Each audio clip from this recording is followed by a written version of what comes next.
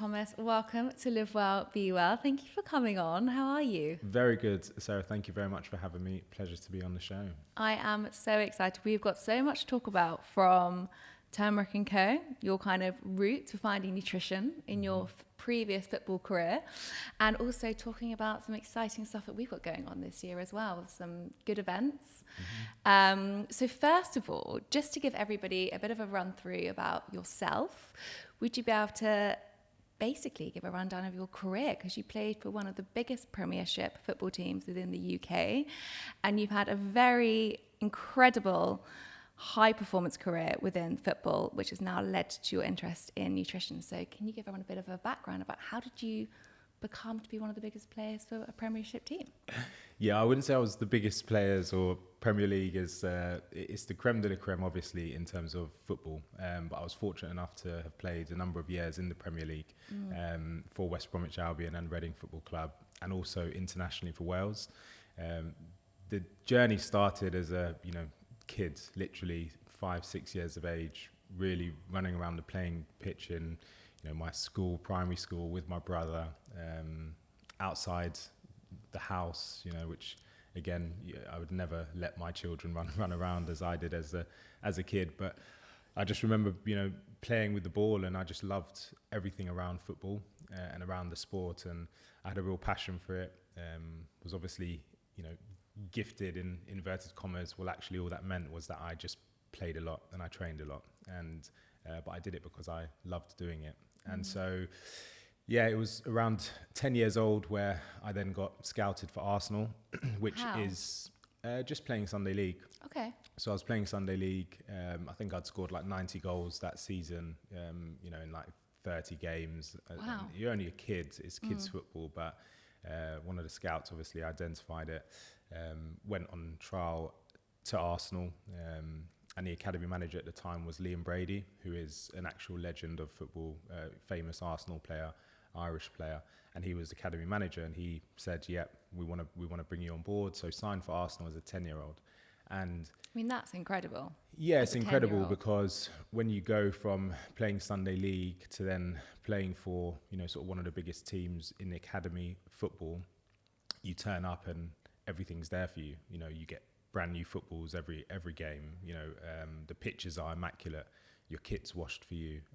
Everything. You're treated like a young prince, and it's a great privilege, but it also comes with a lot of pressure. And so all of a sudden, you go from 6 years old to 10 years old just loving and playing football, and then all of a sudden 10 years old, it's like, okay, well, now you're going to have a review every 2 years, and if you're good, you'll stay on. If your performance dips, you're probably not going to stay on. So it's a completely different dynamic, but again, really passionate about football, so loved it, and ended up staying there for 5 years, from 10 to 15.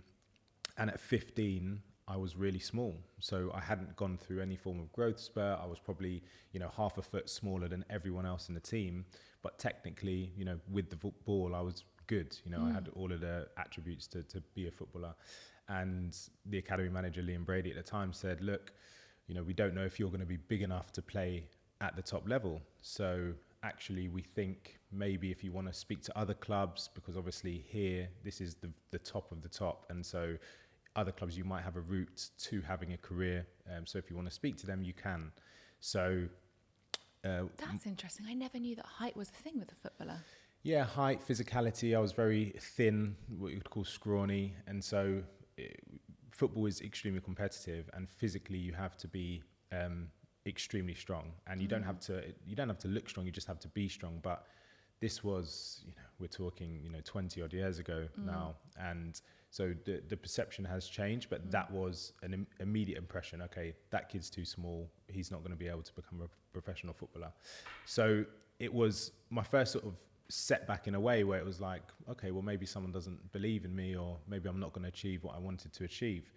But we began speaking to other clubs. So the likes of Crystal Palace, Fulham Football Club, Reading Football Club all came in and said, "Look, we'd like to take you on board, and we'd like to give you, a 2-3 year contract into scholarship and then into professional football, which sort of takes you from 15 up to 18, 19, where you want to then be breaking into the first team."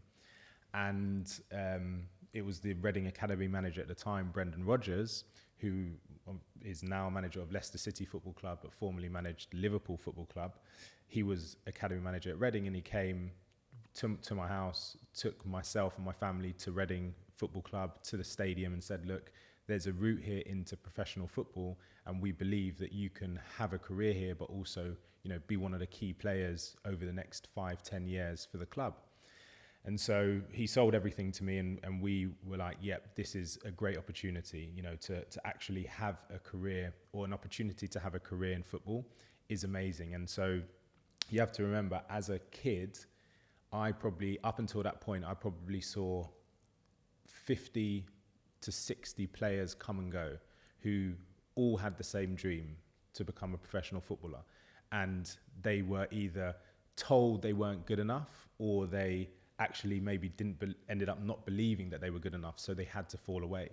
And so all of a sudden you're conditioning yourself. It's like, you know, it's like, wow, this is almost like survival of the fittest. You know, you have to be the best, you have to be, and that's how you're conditioned because of the sport. It's about winning, isn't it? It's so competitive, and that's what comes with it. So yeah, made the decision to move to Reading, and at 15, I was still at school in London, but I was traveling 3 days a week after school up to Reading, training, and they were really keen for me to break into the first team early. They wanted me to be one of the youngest players to have ever played for Reading. So at 15, I was playing reserve team football, which is one step away from the first team. And that's essentially playing with men. So, you know, full grown men, and I was 15, still hadn't really grown. You hadn't gone through the growth spurt. So I was competing with these men in games, but I was, you know, doing well, and they were really positive. The manager at the time, Steve Coppell, was watching me and saying, okay, in the next 12 months, we want to give him his debut. And so I remember playing against Milton Keynes in a reserve team game at 15, and was doing really well. They had a massive centre half who was probably like 6'6", and I was probably, you know, 5'8" at the time. And this centre half just decided, I'm going to wipe this player out. He's annoying me. So the next time a challenge came, he came in with a challenge. His foot was knee high, and he ended up snapping my knee in half. And so my knee literally ruptured, every ligament in my knee ruptured. And essentially at that point in time, it completely changed. That moment changed my life forever, because what had happened was I had ruptured my cruciate knee ligament. I'd ruptured my anterior, posterior, my medial, damaged my cartilage in my knee. And so it was from that point there where I was thinking, okay, maybe I'll be out for a week or 10 days. The swelling was immense. And on my knee, I'd never even seen an MRI machine before in my life. You know, massive chamber. Quite terrifying. It's quite terrifying. Yeah. You're like, okay, and the surgeon, or the doctor, who was also a surgeon, they obviously knew it was coming, sat me down and said, look, you've ruptured your ligaments in your knee. You're going to need surgery, and it's unlikely that you're going to come back. And I was like, well, what do you mean? He was like, well, only 40% of people who have this surgery actually continue to play professional sports. So I was like, okay, wow. And I was like, well, how long am I going to be out for? 2, 3, 4 weeks after the surgery? And he said, no, 12 months. So it was like, boom. And that was, again, you know, another massive setback where you're thinking, wow, how am I actually going to achieve what I wanted to achieve? So, well, especially from 10 years to 15, your whole life has been, you know, this is the next big thing for you, and you're putting all of your energy into that. That's that's the other part. Yeah, massively so. And so it was at that point where I was like, okay, well, I just have to do what I have to do. I'm going to have to, you know, dawned, you know, realization, okay, out for 12 months, have to have this surgery, had the surgery, have to go through the rehabilitation. And so these are formative years of a professional footballer's career, or a young professional footballer's career. You should be, you know, learning your trade, building your skill set, understanding what it takes to play at the highest level. And so I missed that for a whole 12 months.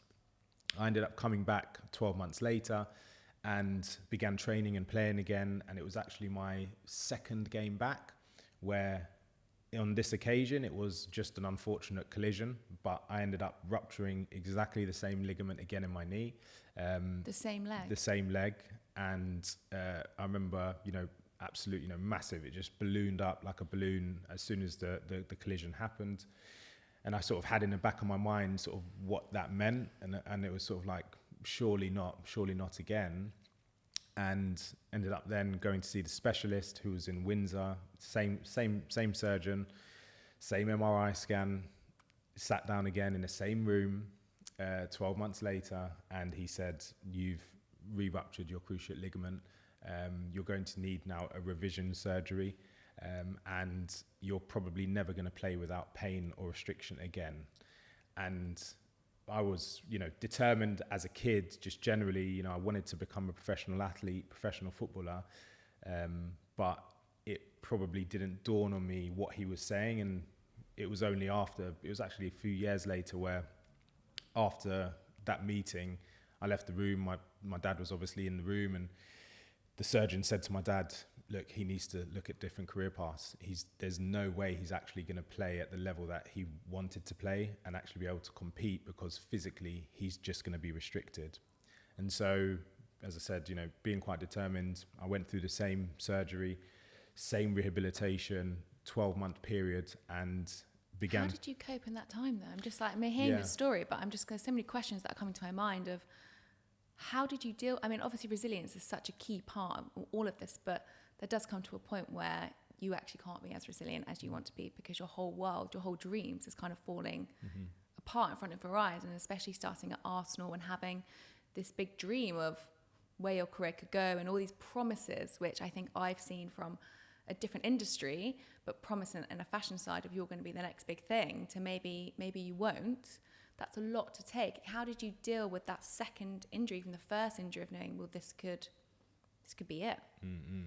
Yeah, and it's, resilience is, it's an interesting concept, because it's like, okay, well, resilient against adversity, of course, but actually it was more of a case of, I was just so determined. So it wasn't a case of, it happened and I was then, running around and happy and joyous. There were tears, there was doubt, there was uncertainty. I remember lots of nights going to sleep thinking, what am I going to do? Like there's no, actually saying to myself or thinking to myself, there's actually no way I can get back from this.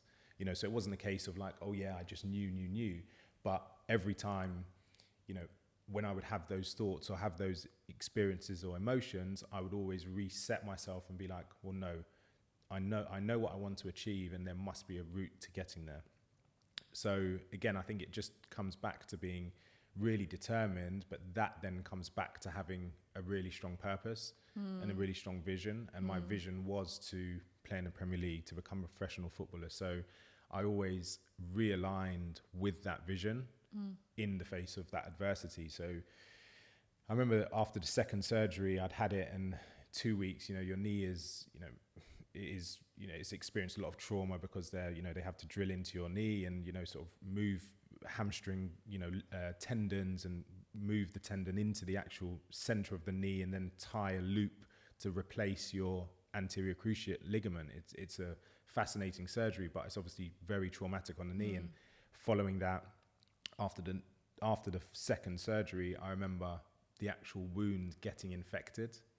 So not only had I gone through 2 surgeries, the wound of the knee was then infected for a period of like 10 days. And I remember going on antibiotics and all of this stuff, and it was really gruesome. Like the actual wound was, there was pus coming out of the wound, and it's like, and to have that, I remember just literally one night just literally crying, just because it was like, how can this be happening? Like it's just so.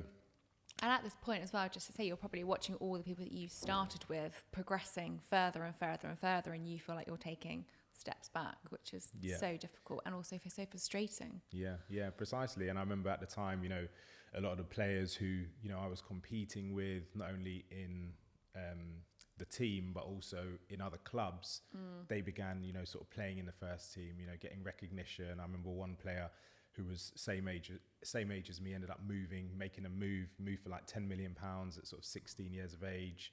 And it was almost like, well, these are my peers who I'm actually, I feel I could be better than them, or I am better than them, but I just don't have the opportunity. So 2 years, essentially 24 months, it was that period from 15 to 17, where obviously I went through those 2 surgeries, went through the 2 rehabilitations, and the second time round, I began playing and training again, sort of 10, 11 months after that second surgery, and everything that the surgeon said was spot on. Like, I would wake up in the morning and my knee would just be, I couldn't actually get any flexion, any movement in it, but I was meant to be training that day. I'd go into training, literally after 20 minutes, I'd have to stop. The pain, the inflammation, the swelling, the restriction in my knee was just so severe. So it got to a point where I then had to speak to the physios and to the doctors at the club and say, look, like I actually can't physically train here. Like, what can you help me? And they just turned around and said, you're always going to play with pain and restriction. So it's a case of actually having to get through this or deal with this, or you can take these tablets which might take the edge off the pain. So I was like, but in a way, doesn't that just prolong an injury further, because you're just numbing the pain, but you're also still doing extreme damage because the pain is there as a signal to say, please stop. Yeah, precisely. It's not dealing with, or it's not resolving the root cause of the pain. And so it was a crazy time, because the physios and the doctors at the club then prescribed me anti-inflammatories, painkillers, and I'd never touched these as a kid. Had been very clean in terms of didn't need any form of supplementation, etc. But I had them presented to me, and it was like, okay, well, if this is going to take the edge off the pain, then brilliant. I'm going to take them, and I'm going to fight through this and keep trying to get to a place where I can actually play without pain and restriction. So I ended up popping these painkillers like Smarties and these anti-inflammatories. So I was having, 2, 3, 4 of these a day. And you're 18 at this point? 17. 17 Yeah, 17, just turned 17. And after about 10 days of using them, where they had taken the edge off the pain, but I still was really restricted, particularly afterwards. After a session, I couldn't move. I would struggle to walk up the stairs, but it took the edge off the pain.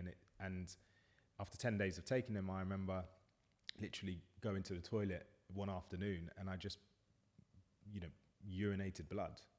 And it was like, I was thinking, I couldn't believe it. And I was like, oh, so I then called the physio at the time. I was like, what's going on? And he said, okay, look, one of the side effects of this medication is that. And then I was like, okay, well, I've been feeling nauseous, I've been having headaches, I haven't been able to sleep the last few days. And then he was like, yep, these are also side effects. So in one way, it's helping your performance by numbing the pain, but in another way, you're not sleeping, which is massively linked to high performance. You're feeling sick, probably not eating the right foods, because when you're feeling nauseous, you have different taste buds and a lot of things you're not accustomed to want to eat.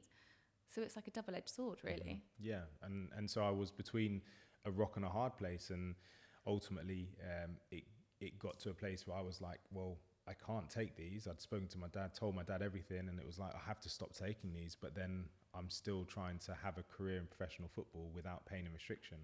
So I remember I'd just finished, a game. I hadn't taken any anti-inflammatories or of the painkillers. I'd only been able to last about 20 minutes in the game, had to come off. I remember my dad had taken me to the game, dropped me back at mine, and I remember trying to go and walk up the stairs, and I literally physically couldn't. And I remember breaking down on the stairs in tears, and I just said to my dad, there must be a solution to this. There must be a way that I can actually recover naturally from the pain and the swelling in my knee.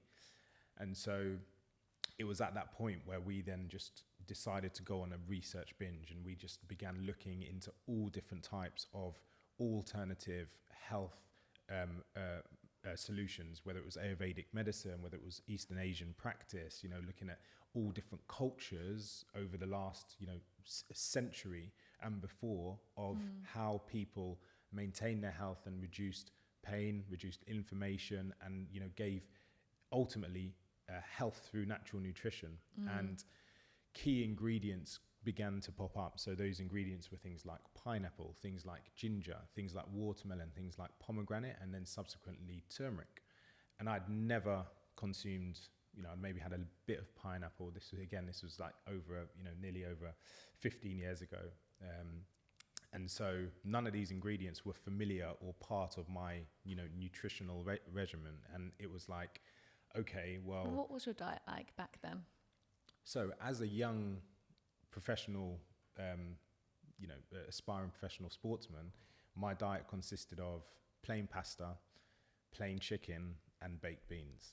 And that was all I would eat, literally, Wow. Morning, lunch, and dinner. And that was what we were told to eat. Really? From like a dietitian? From a dietitian, that was what we were told to eat. So high carbs, high protein. So that was it. It wasn't any... No veggies?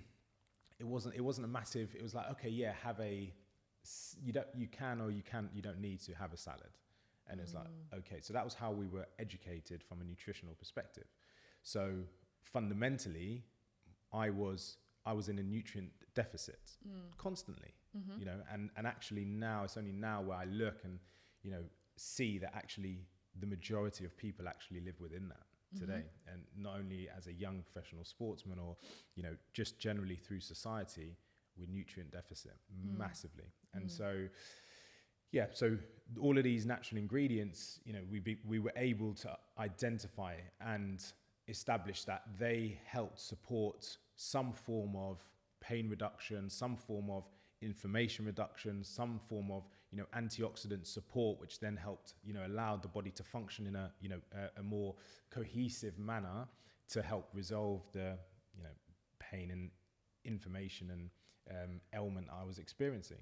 It's interesting because here, as you're talking about it, and it's something that I find is sadly the wrong way around in our healthcare, is that you're looking at preventative. So you're looking at things that can enhance, optimize, help, as opposed to once you have something, how can we actually medicate you to kind of be okay? And then the medication rises and rises. And as many people do when they get to this point within their own health and they become quite vulnerable and they're needing some kind of answers and they go off and do their own research, so many times it turns to actually all of these things can enhance your health, but sadly it's not available through conversations in our healthcare system in the Western society, more so in the Eastern, and you mentioned a few kind of Ayurvedic Eastern philosophies, but was that kind of an aha moment? Did you at one point just go, gosh, I wish I knew this 2 years ago when I had that first injury?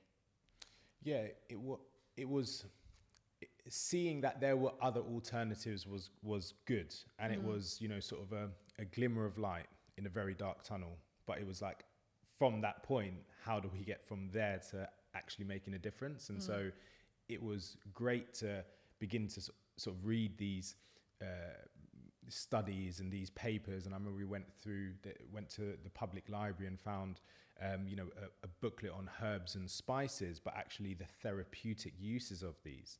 And it was insane. It was blowing our minds sort of reading it. And it was from that moment where we began, as I said, pulling all of these ingredients. And it was always, back then, the information that we were reading, it was always in its raw, natural format. So it wasn't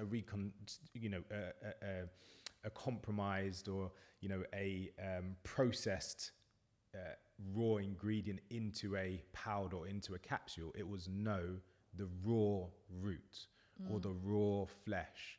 And that was something that obviously stuck with us and we interpreted from the information that we were able to gather. So my father then began sourcing these natural ingredients. So all of these raw ingredients he was putting together and trying to get into a place where, okay, we had them all together. And I remember it was like a Tuesday afternoon and he'd managed to find all of these raw ingredients. So raw watermelon, raw pineapple, raw ginger, raw pomegranate, raw turmeric, raw lemon. Obviously lemon's not hard to find, but all on the same place, but also black pepper, oil, fat soluble oil in flax oil. And so they're all sat on the table. And I just remember thinking, what am I going to do with that? Like, I know you're yeah, exactly. And you're like, we've got it, but what's the next step? Yeah, what's the next step? So it was like, how do I actually consume that? It's impossible. So my father, who originated from Nigeria, came to London as a teenager to study law.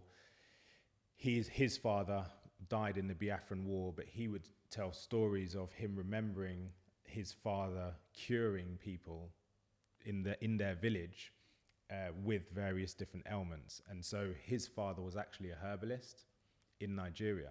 But again, it wasn't anything ever that we spoke about, but only now, you know, in hindsight, can I see the, you know, the synergies and the actual where my dad obviously got this inspiration from. So, and it was, unfortunately, my father's father passed away when my dad was only 10 in the Biafran War. But my dad still, as I said, has these memories, and he tells us these stories. And so my dad used that inspiration. Clearly, he didn't say it at the time, but he was clearly using that inspiration where he was pulling these raw ingredients together into then a blend and a consumable format for me.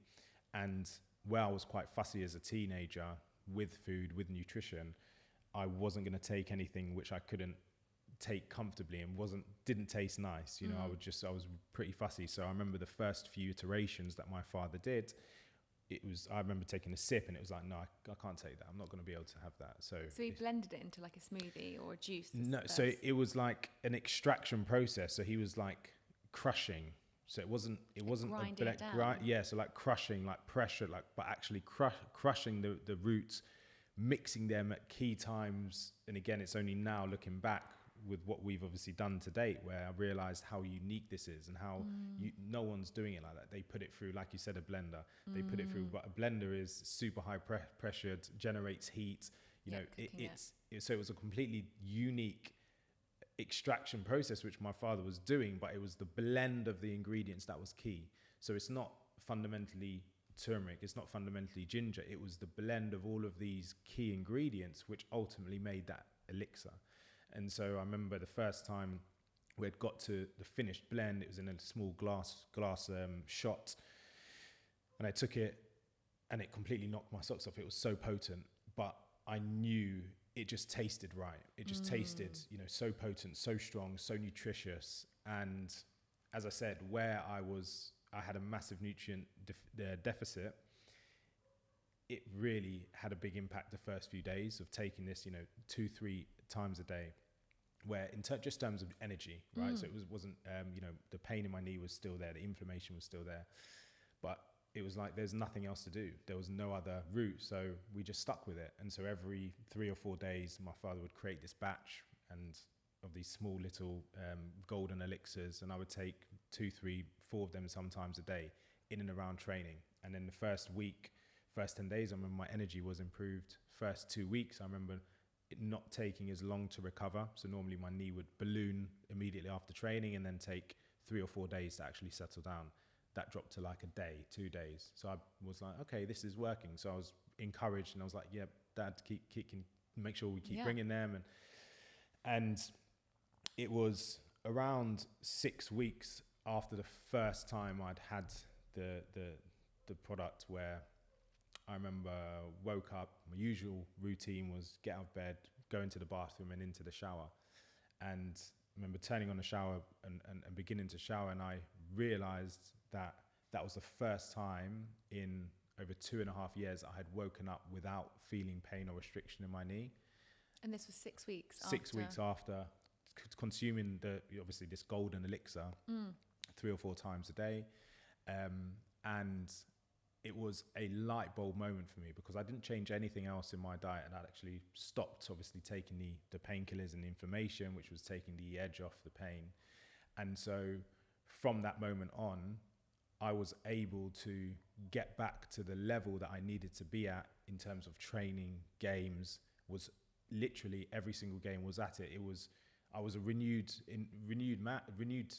boy, and that was simply through nutrition. And everything up until that point I had been told wasn't possible now was possible, simply through nutrition and a change in what I consumed on a consistent basis. And I remember it because they would scan my knee every 4 to 6 weeks, and they used a specific scan which showed blood in the tendons, and where there was blood, there was, you know, things like tendinopathy. So it was like a bright, almost like on a radar, and it was flashing red every single time for 2.5 years.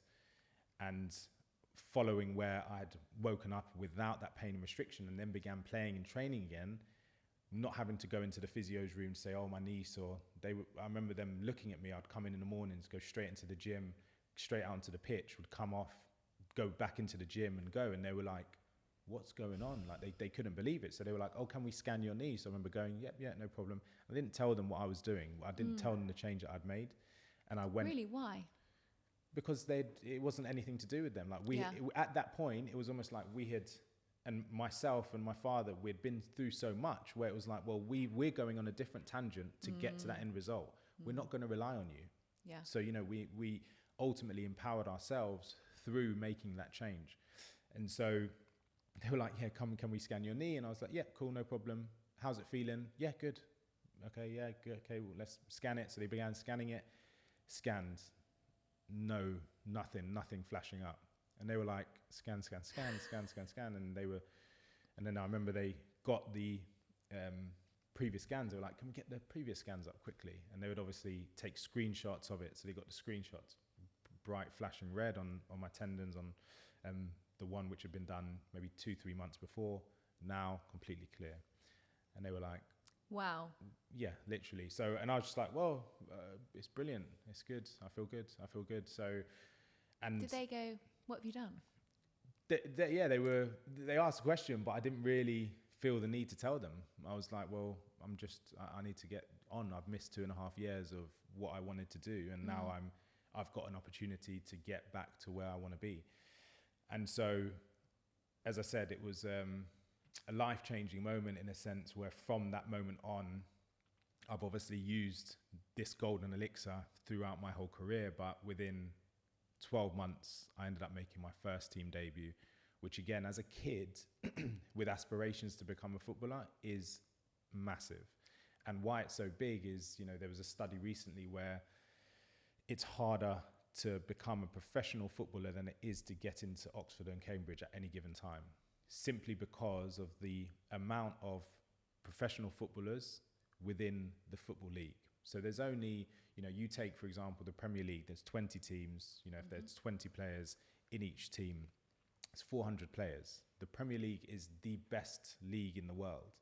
So you're one of 400 players at that moment in time out of 2 billion people who grow up probably at some point really liking football and thinking, oh, I'd like to become a professional footballer. So it's so competitive, and the uncertainty, as I said, I saw players who were far, far better than I was not make it and not come anywhere close to the first team. So as I said, 12 months following, that life-changing experience, I made my first team debut. 12 months after that, I made my international debut for Wales. 12 months after that, I made my Premier League debut. And as I said, from that moment on, I used this golden elixir as my secret weapon throughout my whole career. And it allowed me to subsequently, achieve what I wanted to achieve. And so my introduction of when I said, you are one of the biggest players and you played for the Premier League, and you said, no, I'm not going to say that. You basically are, because you are one of these 400 people that have made this. And you've also not had an easy journey to get there. You've had so many trials and tribulations to get to where you are, so many setbacks. And it's your strength and resilience and your empowerment and passion and purpose that has got you to these amazing career highlights. So just before we kind of go into the nutrition side a bit more, what is one of your biggest highlights of your career? I would say, without doubt, playing in the Premier League was my biggest highlight, because I remember that was, everyone watched Match of the Day as a kid, and the Match of the Day music coming on, and it was always on the Premier League. It wasn't anything else. So to actually have, to have made that a reality was, a surreal moment, a very unique moment, but then one which, once I'd done it, was like, yeah, that was all of the hard work. That was the, trials and tribulations. And it was, I would say that was my career highlight. I'm obviously fortunate enough to have played, as I said, in massive games, massive tournaments in the top league, against the best players in the world, the likes of Ronaldo, all of these guys where everyone, they're just on a different stratosphere, but to have been on the same pitch competing with them, given my journey to actually get there, was a very unique experience. So I think there's, for me personally, there's not one moment, even though I've had incredible single moments, you know, like scoring majorly important goals in European tournaments, scoring in the Premier League, scoring against, you know, the top teams in the world. I remember when I scored against Arsenal, you know, and we beat them in the Premier League with West Bromwich Albion. And it was almost like, of course, these are incredible moments, but actually that first Premier League appearance was, you know, something that for me, I'll never forget. Well, I guess that takes you back to being 16, 17 of thinking, am I ever going to get there again? Mm-hmm. And then you did. Mm-hmm. So obviously when you made this elixir, did you change your nutrition in any other way when you were playing? Or did you keep on with the pasta and the baked beans and the lean chicken? Because as a nutritionist, I find it so interesting that you are in a high performance industry. You should really have the best experts around you because, as you said, it's so elite and so high performance in your energy, your endurance, your mental capacity to get you on that pitch to compete, the resilience. There's so many different factors to optimizing your performance and being the best you can be. Surely in my mind, I'm thinking, well, they've got the best experts around them, talking to them about their sleep, which we know is fundamental to performance, talking to them about all the important areas of nutrition and their diet to really optimize it. But just from your journey and your personal journey, you've done that yourself, but it doesn't sound like you were surrounded by a team who really elevated that. I think it's also a reflection of society and the development and the exchange of information. You know, now we live in the information age. So, and 15 years ago, we were beginning to get into it, you know, but actually the structures and the information wasn't what it is today and ultimately is continually developing too. So it's not something where I look back and I'm like, oh, I should have been there. It simply wasn't. And it's not the fault of those in the positions where they should maybe be giving the advice, you know, whether it was the nutritionist at the time advising that you should eat, you know, pasta and baked beans, you know, as a staple part. Of course, it's good, but actually, where's the functional ingredients? Where's the nutrients? You know, where's the, the compounds which are actually playing different fundamental properties when consumed? And so I think looking back, I remember as a 15-year-old, you know, picking up magazines and seeing, you know, weight loss, eat a bowl of pasta. You know, it was, I remember that, like I've got memories of that. So actually we all know now actually carbohydrates, you know, turn into sugar. And actually, if you're looking for weight loss, it's probably one of the things you want to cut back on to a degree, but obviously not remove entirely. So I think it's just the fact that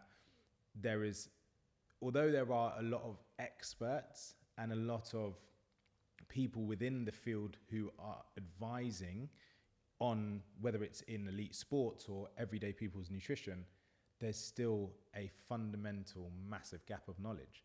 And that's just a reflection of where we are in terms of understanding the human body and understanding actually how does nutrition fundamentally play a role in health and well-being? How does your thoughts and your mind and the psychology and your approach and the emotions that you feel impact the cells in your body, right? It's like, well, they've confirmed stress increases levels of cortisol in the body. So what does that mean? Well, actually, so you're telling me just the way that you're thinking is creating a biochemical change in your body. Okay, well, when you look at the sort of the level of information or the advice currently available to everyday people in the world, it's not quite at that level. You know, it's not spoken about on the news. It's not spoken about in key, formats or resources that we consume, whether it be social media, etc. There's snippets of it and there's discussions about it, but there's no true understanding of actually like how do I change my life from a nutritional, psychological perspective. And so for me, that's why I'm saying, 15 years ago, actually the experience that I have is the fundamental driver. That's actually what informs me. So if I have changed my life through nutrition, through key fundamental changes in my diet, if I've changed my life through key fundamental changes in the way that I think and the way that I feel and interpret events, you know, whether good or bad in my life, and that has a change in my life, then that's knowledge, not what someone tells me I should be feeling or how my body should behave or react. So I think we're still in that place where actually the experience of what happens is more significant than what we're told should or shouldn't happen, if that makes sense. So, yeah. Absolutely. And I think, you know, for me, nutrition is so personalized to each individual, to what one person might need and to what somebody else might need. And we're going to go into this with the turmeric as well and explore the advantages and the benefits and the ones it can do. But also, it might not be for everybody. You know, there's obviously individual needs for each person. But for you, how do you approach your diet, but also your lifestyle now? How do you kind of take control of that and optimize it? What's kind of your key approaches? Yeah, I think, as I said, do things that make you feel good.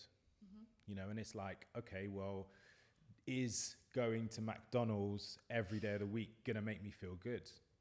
Yeah, it might give me that initial hit, you know, whether it's the dopamine response, whether it's the initial hit of sugar, you know, the satisfaction of the processed food hitting my mouth, the salt, you know, being addictive. You know, we all know these things, but in 6 months, how am I going to feel? In a year, how am I going to feel? So I think it's like actually doing things that will make you feel good, not only in the short term, but also in the long term. So whether that's, you know, clean nutrition, clean eating, again, this is not like, you don't have to be a disciple and be regimen and actually not like have fun, like have a drink, have a glass of wine, have, you know, enjoy yourself, but actually do things in moderation and actually do things that are going to sustain you for the long term.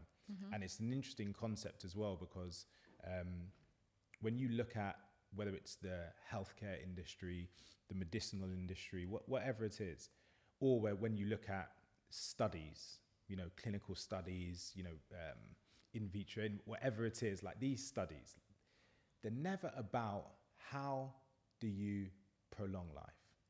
Longevity, yeah. How do you actually live a healthier lifestyle? How do you live a healthier, happier life? Love to see a study on that. It's always about how do you cure, treat. And so actually it's an interesting shift. So it makes you think and makes you wonder, like, well, what does that actually look like? What does longevity look like? What does, you know, ultimate health and happiness look like? And it's not what we sort of see, and it's not what the research says. The research says, okay, if you have an ailment, do this. If you, okay, this is the side effect here. This is the, it's a different concept, and one where I think, again, as I said, it's your fundamental driver. So what makes you feel happy, but actually what is going to make you feel happy in the long term. So I think that's, for me, it's like, that's how, you know, I sort of approach it. No, I think it's a really good point, and something I'll put in there, maybe a slight tangent, but, you know, we're going to go on to looking at turmeric. And when I was researching, when I look at studies, I always look at something called meta-analysis or systematic reviews, which is kind of like the hierarchy of research. So they kind of bring all the different case studies, random control trials together, and then look at them objectively. And it was all looking at things like metabolic syndrome, inflammatory conditions, pain, not really any in healthy people. So they're obviously all looking, as you said, to help reverse effects of pain management and things like that. But when I was looking at series 7 of my podcast, Live Well, Be Well, I was interested in this story of longevity. And I came across, I think it's it's in the top 10, if it's not the number 1, most listened to TED Talk of all time. And it was a researcher, and he actually found the philosophy of longevity was just pure happiness, which came down to community and relationships. So we always kind of look at these areas, and it's something that we're going to kind of explore more this year together in events and bringing different discussions of different people together. But we do always kind of just pigeonhole topics. So nutrition is one, maybe sleep's another, maybe exercise is another. But actually, when you look at overall happiness and satisfaction, yes, they include these areas. But fundamentally, what this researcher found from, I think he studied people for around 70 years, post-World War II, from people who were at Harvard University, that he said the biggest thing that he found of longevity was happiness from sustained relationships. And I found that really interesting, is that we always try to pull out specific things, such as, as we're mentioning today, but actually the overall side of it is what you've said, is actually comes down to you and what increases that happiness, what kind of prolongs that, what gives you life and energy every day. And I think that's something that sometimes we can bypass and miss. Yeah, 100% it's fascinating, and it's the approach to that, and it's such a shift away from society. We live in the information age, the digital age. The exchange of information now is instant. Everything is on demand, instantaneous. Whether it's your Amazon order, we're going to be ordering Amazon parcels, and you're going to get it the same day. I know, that's mad. Everywhere in the world at some point. Yeah. And so that conditioning to immediate gratification is not part of our makeup as a species, if that makes sense. Like totally. it's the opposite of what we're, like you said, long term, the longevity, having sustained relationships, well, how do you have a sustained relationship now on social media? You post something and immediately it's like likes, not likes, comparison. Everything is compared, whether it's you're comparing it to your previous post or comparing it to someone else's post in the same vertical. So that infrastructure for me isn't sustainable for longevity, consistency, and ultimately a long-term healthy lifestyle and healthy philosophy in terms of the thoughts and the feelings and the emotions that we feel. So although again, it's a massive privilege to be in this generation, there are elements of it that we need to be conscious of, and we need to actually make sure that it allows us to continually improve, whether it's the relationships of, one another, the stability of families, the information, the ability to actually pass on generational systems and cultures, and that's really important. It's part of our makeup as a civilization, and we need to make sure that that's not lost due to the sort of fad and everything instantaneous lifestyle that we're beginning to become accustomed to. And actually looking at future generations, it's almost like, how do you want to protect them to a degree, because it's a very different world that we live in now to 50 and 100 years. A better world, but also a world where, from a psychological perspective and from a physiological perspective, there are a lot of risks at play. You don't drive around now and at every service station you see a nutritious, healthy food options. You see fast food, processed food, and that's what we're conditioning our children to see. And then we accept that the branding and the marketing aligned with that is about happiness and about family. Yeah. Well, actually, no, that's the destroyer of happiness. That's the destroyer of family, because we live in a world today where there's never been more dis-ease. There's never been more obesity in the world that there is today.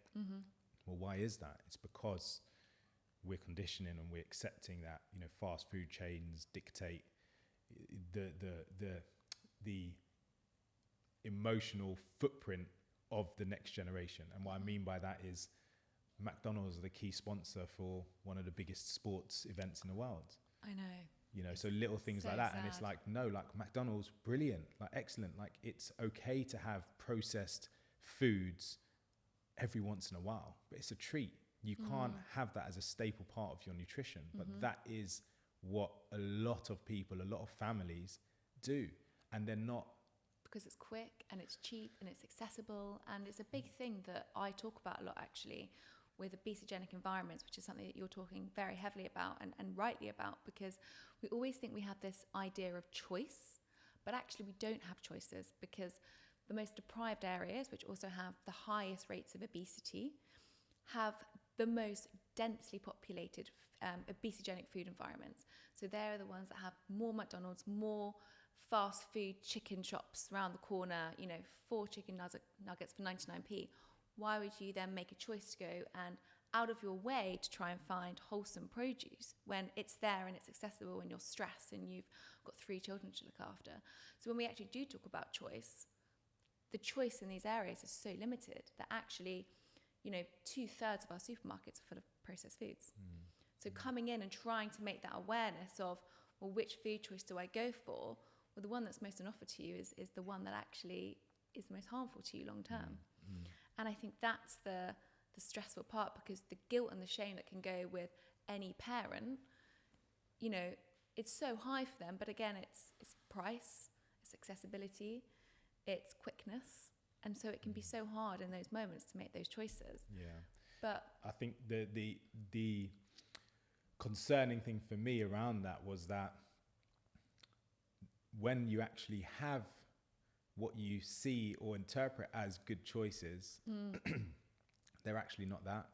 And what I mean by that is fundamentally that's why the Turmeric Co. was launched, because actually when I was 26, so 2016, up until this point, my father had created batches of this elixir every single week for literally just shy of a decade.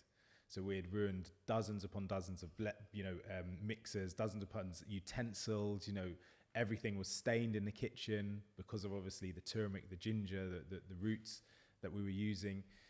And so in 2016, I was in a retail store and I saw a turmeric shot on the shelf. And up until this point now, not only had it changed my life, but consistently allowed me to perform at a high level. And what I meant by that, I was recovering quicker than my teammates. I wouldn't get run down in flu season. I think I went for 7 years without picking up a cold. And then any of them what were you doing? Yeah, what were they doing? But then at this point, we were giving them to my teammates. So my teammates were using them. Oh, wow. Experiencing similar benefits. So when they had an injury, when they needed to recover quicker. And so then also our family were using them. So we're giving them to our extended family if they'd had, a bit of back pain, if they were really run down. And they were all reporting really beneficial health improvements. So not only from pain and injury, immunity, energy, recovery. So it was like, okay, cool. So it's nice, it's brilliant, but actually we don't really want to be making this for the rest of our lives. It sounds like your dad's full-time job of doing it for all your teammates. Literally, yeah. Family. So he was probably making, sort of at this point, maybe 100 of these sort of small little shots a week. Wow. And being distributed not only for me, teammates, family and friends. And so it was in 2016 when I was in a retail store, saw a turmeric shot on the shelf. And I was like, amazing. Finally someone's realized the importance of this raw ingredient. But were you also like, God, I wish that was me? No, not at all. Because of how stressful it was trying to have these batches all of the time. Yeah. It was a relief. We didn't want to be making this, my dad didn't want to be making this every single day, every single, week, and actually then distributing them, getting, bugged by sort of teammates. Oh, can I have some more of this? Can I have some, family and friends? So a drug dealer. Yeah, a nutritional dealer. Yeah, definitely. A nutritional dealer. And actually seeing it on the shelf, it was like, amazing, finally. So I remember I bought the whole shelf. I think it was like 40 of these shots, turmeric shots. That's how, because I was like, this is life-changing stuff. So now that's there, I'm going to come back tomorrow and the next day and make sure that this is always stocked in my fridge. That company must have been like, there's one area in London that just flies off the shelves. Yeah. Their rate of sale for that single day went through the roof. And so I remember taking it home to my dad, really excited, like a little kid in a candy store. Dad, look what's on. Finally, how good is that? And I remember we went and we both drank it at the same time and we literally spat it out, ran to the sink, spat it out. What the heck was that? And I remember it was so inferior to what we were producing at home. And again, it was like, how is that even possible? And it was only when we spun the bottle that we actually looked at the ingredients, I interpreted it, turmeric shot. I interpreted it as a functional, high quality, raw root, fully bioavailable format, only using other key ingredients to support the benefits that turmeric can offer. Turn the bottle. It's like mostly apple juice. Apple juice. Yeah. I was like, apple juice? I was like, apple juice? I was like, what? And then turmeric powder. I was like, what? Powder? That's a spice. That's not the format that you need to consume it in. You know, that's a compromised format. You know, it's like, no, you need to have it in its raw format. No other bioavailable ingredients. And it was like, oh, wow. So this isn't a turmeric shot. This is an apple juice shot. So again, which many are like that. High in sugar as well. High in sugar. And it was like apple juice. It's not even apples. It's apple juice. So it's like, this is like juice. So this company is actually buying apple juice, putting that into a shot bottle, mixing it with turmeric powder or turmeric juice, and then selling it as a turmeric shot. And so completely blew my mind. I was like, oh my gosh, because fundamentally people picking up a functional shot, they're picking it up for purpose. They want a benefit from it. Even if it's not a medicinally approved benefit, we all know, as you know, the famous saying from Hippocrates, let food be thy medicine and let medicine be thy food. What you put into your body ultimately dictates your health. You cannot deny that. So people wanting to pick up this functional shot are actually picking up apple juice or orange juice or water, filtered water. And similar to oat milks and almond milks and so many other shots out there that they are, you know, 1% almond. The rest is everything else, like water or, you know, it's so minimal in the ingredients.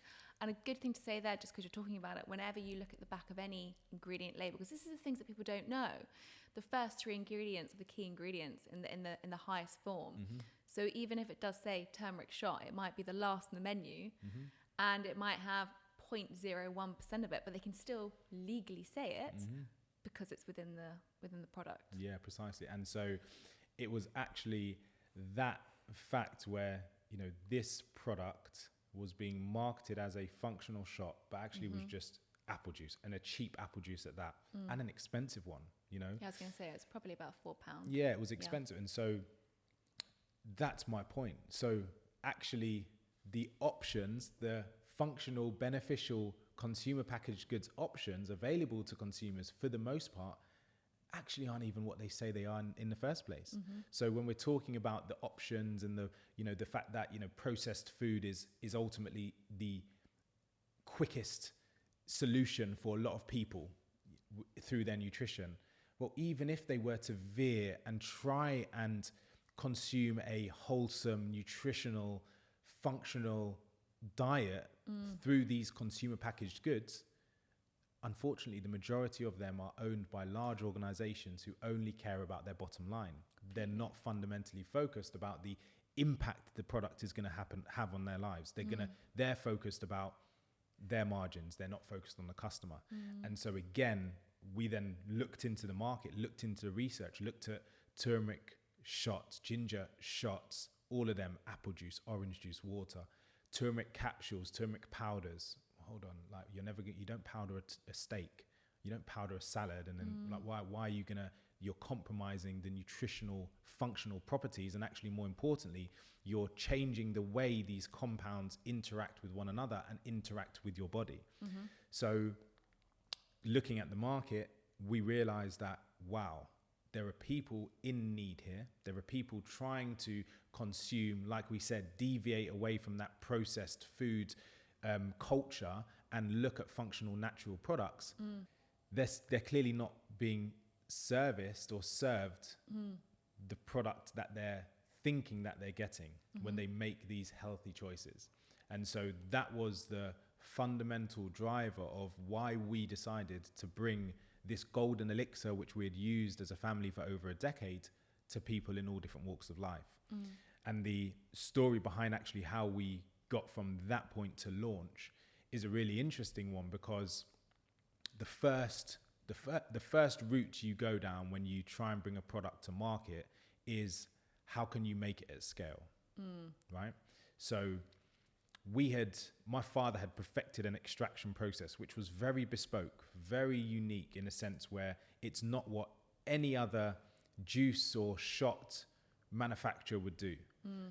But we went and we found the leading contract manufacturers for juices, for beverages, for shots in Europe. And we had discussions with every single one of them. There were about 10 that we found. And none of them would replicate what we're doing.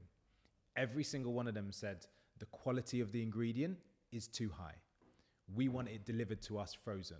We want it delivered to us processed. We want it delivered to us in juice format. No. You need to use the raw ingredients. You need to use it whole. Not possible. Then on top of that, it was actually, we cannot replicate that process at scale. What do you mean you can't replicate? Can you not have you got machinery? Like, can you not like, and there's a manual element, as I said, the crushing aspect of, and again, this is a part of our proprietary blend and extraction process, which is unique only to us. And only the founders, myself, our family know actually how it's done in detail from start to finish. None of them would actually look at that because it was outside of the traditional simple cold pressing methodology used traditionally in beverages, which is good, but it doesn't extract. There's another layer of extraction from the root that you need to do. So we were like, oh, damn, like, how are we going to produce it? And actually, having spoken to all of them, we realized that, and again, this is an interesting aspect which you don't think as a consumer, there's competing products on shelf, completely different brands, and they come from the same factory. They are just simply run through a separate batch. And again, sounds like designer handbags as well. Handbags. Yeah, they all exactly. come from the same factory. Yeah, well, exactly. Well, presuming so, right? It's like, but it just blows your mind because you're like, well, hold on. As a consumer, you're presuming that brand is, they've got a unique process and blend, and there's quality there, and that brand might say, oh, I'm better quality than that brand. Well, you've both come from the same manufacturer, out of the same. And so we only realized that after having the discussions and after they were, we found a little bit more information around it. So it was at that moment again where we were like, cool, if we want to do this at scale, bring the same quality of product that had changed my life and was now helping our friends, family, and teammates, we're going to have to do it ourselves. We're going to have to take that expertise that my father had, obviously developed to a process which we could deliver 1,000 shots a week, 2,000, 3,000. That was what we were thinking. So we were like, okay, cool. So we ended up You're like, Dad, you're going to be busy. We're going to be busy, yeah. So we ended up basically building a bespoke manufacturing facility.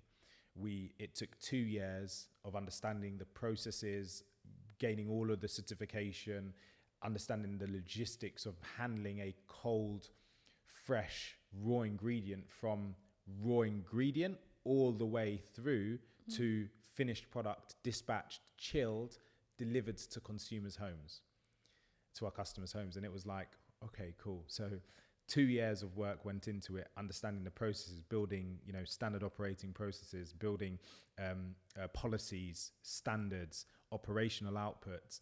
And it was a really interesting time because none of us had ever done anything like this before. Particularly me, I was still playing, professional elite football, and I was doing this as my almost hobby. Side hustle. Yeah, I would call it hobby, where it was a hobby because it was so... You're usually passionate about a hobby. And so I was passionate about this. It was like, well, how can I want more people to experience what I experienced.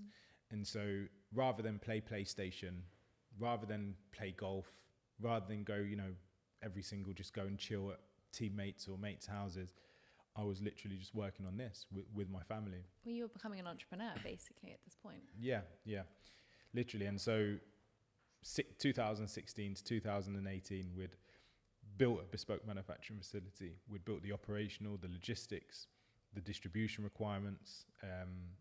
We'd then built the backroom infrastructure in terms of, okay, well, how do we sell this? We need a brand.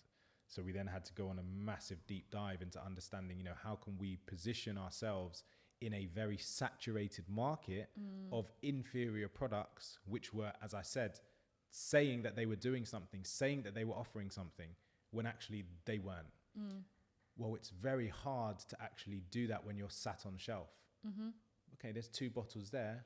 What's the story of that one? What's the story of that one? More importantly, what is the quality of that product versus the quality of that product? Because like you said, on packaging, you can put a lot of things on packaging.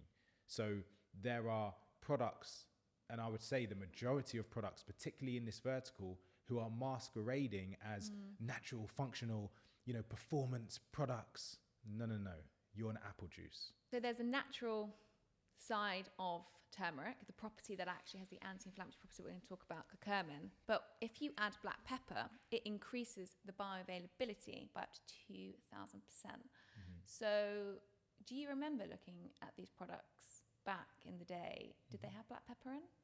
Yes. They did. What, these products on shelf? No. No. This is what I mean. Our one. Yeah, of your course. Your ones do. Yeah. But the ones that you took back, in 2000 and whenever it was, had apple juice. And this is the thing. Yeah. All of these benefits that they're expressing, they can't be available. They're not succinct to the body unless they have this compound to help the bioavailability. It's the same with many other aspects of food, which is why, as you said, in the raw form, they work in synergy, which means they all work together in the body and they all play their role as different signal molecules. Whereas if you take parts of that away, it doesn't enhance the product as to what they're saying on the packaging. Yours does. But how did you define that when you were coming to the table and giving this information out to consumers? Yeah, it's a really interesting question and an important one as well, because it's like, how do you actually communicate the difference in this tiny little shot when there are dozens of other tiny little shots proposing and positioning themselves in the same way? And so the big thing about what we do is, as I said, it was born out of function. So we were told, as I said, by the manufacturers, this product is too expensive to market. You cannot sell this product. You cannot make this product in a cost-effective way where we're on the same price point or within the same price bracket as the other products on the market, which again are using cheap fillers, apple juice. You can buy apple juice, 10 kilograms for, less than £1. And that's what's in these products. Whereas what we're using, we're using whole crushed watermelon, several ton a week, raw turmeric, organic roots, raw ginger, organic roots, whole pomegranates. We're pulling the pomegranate seeds out and crushing them again. Same as pineapples, slicing these pineapples and watermelons, the lemon that we use. Everything's raw, everything's natural. And actually, it's the quality of each of these raw ingredients combined with one another. So, of course, the turmeric is the turmeric, and the turmeric's active compounds are known, particularly curcumin, which is one of the, studied active compounds in turmeric. But I say studied in a sense where there are over 100 curcuminoids within turmeric roots. Yeah. So, okay, one's been isolated. It was isolated by Henry Vogel back in the 19th century as a compound in turmeric, which could potentially offer some form of benefit. But the actual first clinical study into curcumin was only conducted in the 2000s. There's a big gap there. What happened? Where's that information? Like, why was it almost not hidden, but why wasn't it brought to the fore? Maybe it was. Maybe it's now used in other industries. I don't know. But what I'm saying is that actually the raw root, the raw flesh, the raw ingredients is a massive USP for us. And the fact that we actually manage and control our manufacturing, and we make sure that every single product, every single shot which leaves our facility is to the same quality that we have produced, that I was taking, is ultimately the differentiator. And then what that delivers is launching in 2018, 3 to 4 years on, we've received over 10,000 positive customer reviews. Amazing. Of the product changing people's lives. And it's not changing people's lives directly because of the active compounds within the raw ingredients. It's changing people's lives also because we're driving lifestyle change. We're habit forming through the habit of consuming a shot every single morning, that habit forming of consuming a shot first thing in the morning, not only is generating, nutritional input, nutrients and compounds into your body, which you're not used to taking, and you haven't probably taken consistently in your life before. Now you have that consistency in a convenient format. But what that also means is you're less likely to binge at lunch. You're less likely to make a decision to eat processed foods in the evening.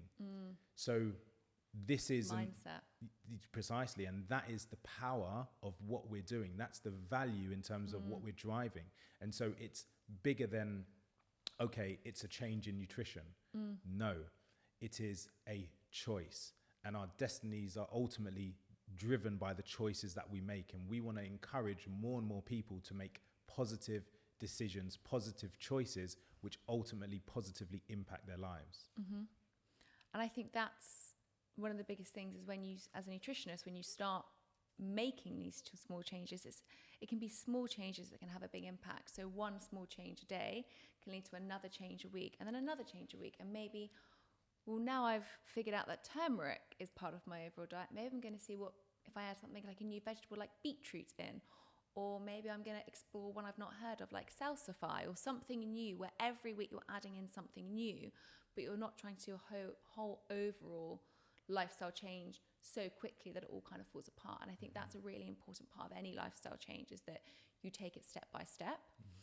And just because we haven't actually kind of broken down really what turmeric is, I think it's really important that we go into that. So I touched very quickly there on bioavailability. So for many centuries, it's been used in Indian cuisines and curries and cooking. And normally within cooking, you'll put your herbs and spices in, you'll season it with salt and pepper. So again, you're getting these additional benefits. But curcumin, which is kind of the active ingredient in turmeric, it's a polyphenol. And that's, an active ingredient that has high antioxidant properties, which works with oxidative stress, which is where big links come in with inflammation, which is what the benefits that you saw. But there's a whole host of different areas of research that has showed that turmeric can be beneficial, such as metabolic syndrome, pain, inflammatory conditions, degenerative eye conditions. But I really just want to focus here a bit on inflammation, because this was your journey, and then this is where it took you, I guess. And looking, as I always do, because I'm a sucker for research and I love my research, looking at these systematic reviews that I mentioned earlier, which is the hierarchy of evidence and research, I found one kind of very interesting evidence-based systematic review that showed within 8 to 12 weeks of standardized turmeric extracts, so 1,000 milligrams a day, treatment can reduce arthritic symptoms, mainly pain and inflammation-related symptoms, resulting in similar improvements in symptoms such as similar improvements in the symptoms such as ibuprofen and drug treatment. And I guess that, in a way, clarifies your journey and what you went through in pain management and inflammation. And do you still see these results today, actively taking turmeric constantly, day in, day out? Are you still seeing benefits in your health? Yeah. For me, I take those types of studies with a pinch of salt, even clinical ones, because particularly around, active compounds and, things like obviously curcumin being one of the main active compounds in turmeric, because it's isolated to that specific compound, and there are also so many variables that aren't documented and recorded. So actually, my positioning is that the raw ingredient, whatever you're taking in its rawest format, that's what should be tested in a consumed form.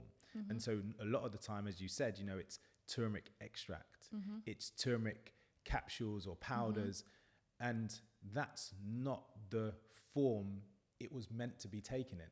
So I feel like a lot of the studies which are conducted, which again, there are lots of positive ones, also lots of ones which impact other areas of health, not in a positive way. We're isolating these compounds which actually don't tell the true story of where that came from and actually how that would or should be consumed. And so for me, these raw ingredients should be consumed in their rawest format. That's why the product had such an impact on me. We know, okay, one of the compounds in turmeric, being curcumin, can have potentially an impact on inflammation, similarly to ibuprofen, diclofenac, anti-inflammatory drugs. But actually, I don't just take curcumin.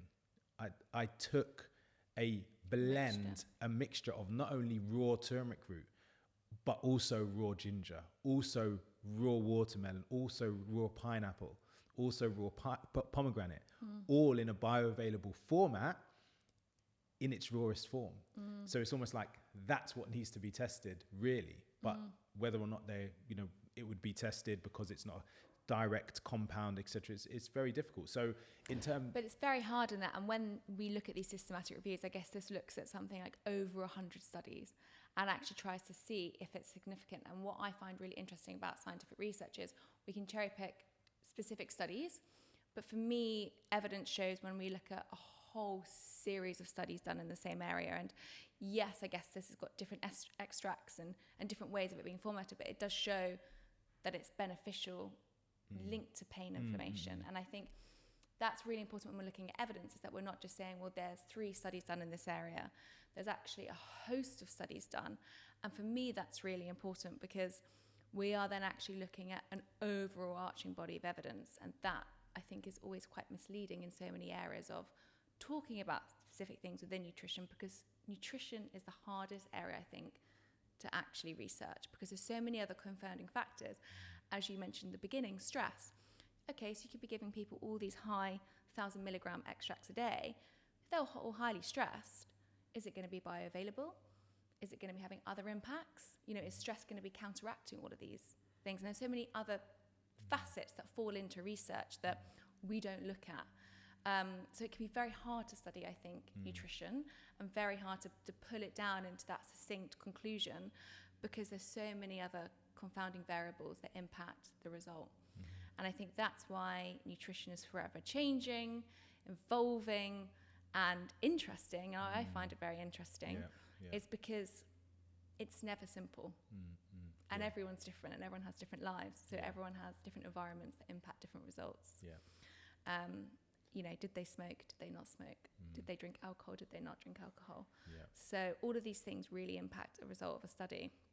But I think what we can conclude is that it does have incredible anti-inflammatory benefits. And for you, where do you see the world of turmeric going? Do you feel that it's going to carry on and strengthening?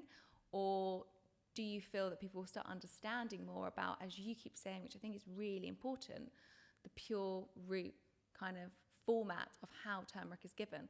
Because I think one thing that I find disheartening as a nutritionist is that you have product stores that I'm not going to specifically name, that sell just supplements, and you have people that aren't as, what's the word that I want trying to say, aren't as aware of each individual product that's on that shelf. So they're advising customers that are coming in, and they don't have, the level of research that you or I might have.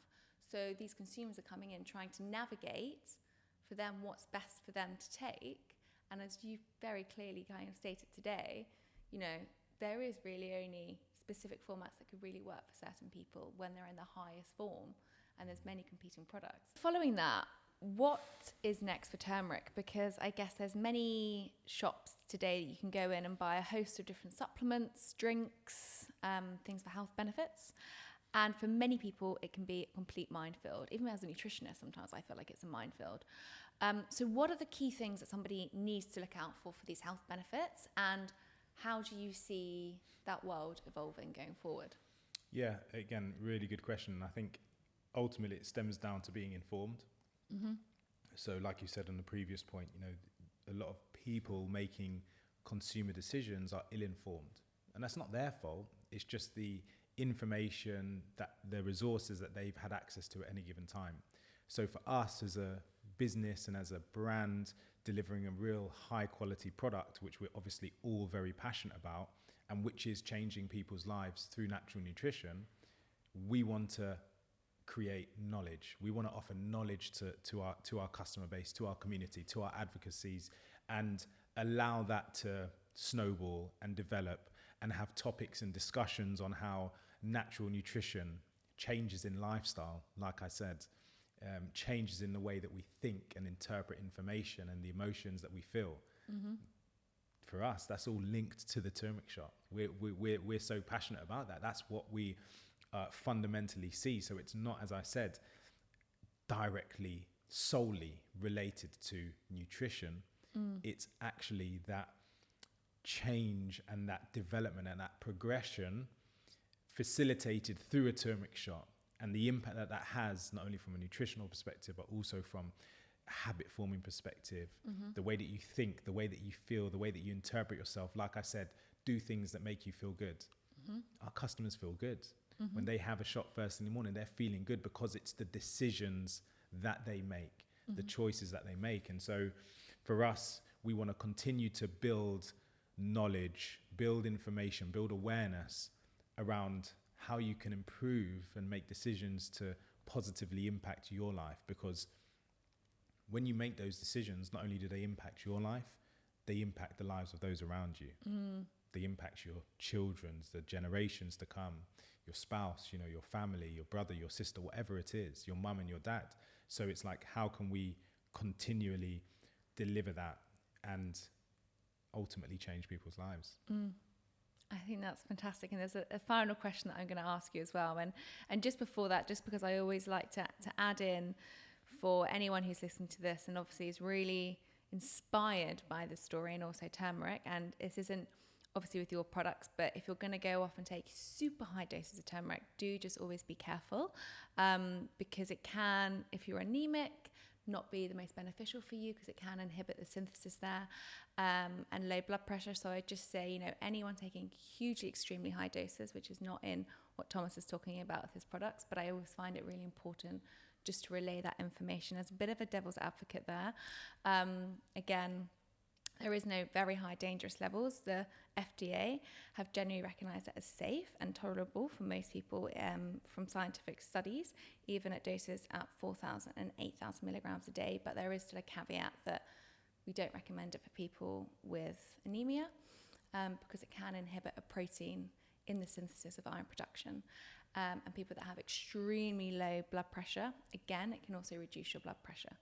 So anyone with high blood pressure, it could be very beneficial, but again, very low blood pressure, it can also then cause a few health effects there. So I always just like to say, if you are concerned, do go and see a nutritionist or a dietitian, and I will link all of that into the show notes of studies. But lastly, Thomas, I always love to ask every guest who's on the show the final question, and I feel like I might know what your answer could be to this. But what does live well, be well mean to you? Yeah, I think it's really great. I obviously love what you're doing. That's why I'm delighted to obviously be here today. But I think in terms of, as we said, our mission with the Turmeric Co is to change people's lives through positivity, you know, through positive, conscious choices, decisions that they make. And I think live well, be well, it allows the thought to spring. Right? So it allows you're allowing people and individuals who listen to that knowledge to begin to think about how they can impact the thoughts that they have. So it's quite an interesting, you know, concept, you know, begin thinking about what you're thinking about. And I think for me, you know, what you're doing, that's exactly what is achieved. And so delighted to be here. Thank you obviously so much for having me, and a pleasure being on the show.